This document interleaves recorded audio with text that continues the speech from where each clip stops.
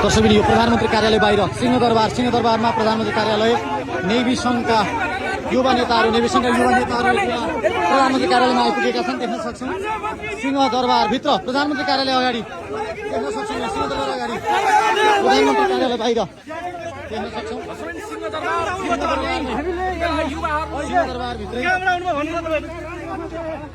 कहाँबाट आउनुभयो तपाईँहरू भन्नुहोस् न, कहाँबाट आउनुभयो? नेभी सङ्घबाट कुन कलेज? म स्टार एकाडेमिक सानेपा ललितपुर।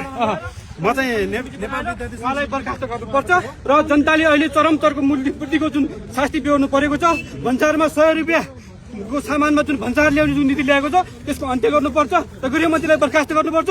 सरकारले सुशासनको प्रत्याभूति आफ्ना मन्त्रीमण्डलका सदस्यमाथि उठेको प्रश्नबाट छानबिन गराएर सुशासनको प्रत्याभूति दिनुपर्छ। नेपाल विद्यार्थी सङ्घ आज प्रधानमन्त्री कार्यालय अगाडिबाट भित्र मन्त्री परिषदको बैठक बसिरहेका बेला आन्दोलनमा उत्रिएको छ। सरकार जिम्मेवार हुनुपर्छ। 2/3 बहुमत दिएर प्रधानमन्त्री कार्यालय बाहिर सिंहदरबारमै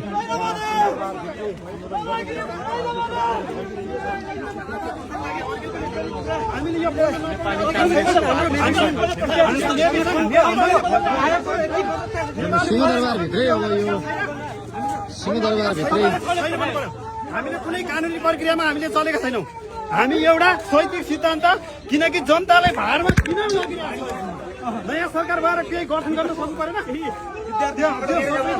आन्दोलनमा भएर बस्नु त सकिँदैन नि त सर। हामी कानुन विपरीत त हिँडेको छैन नि त।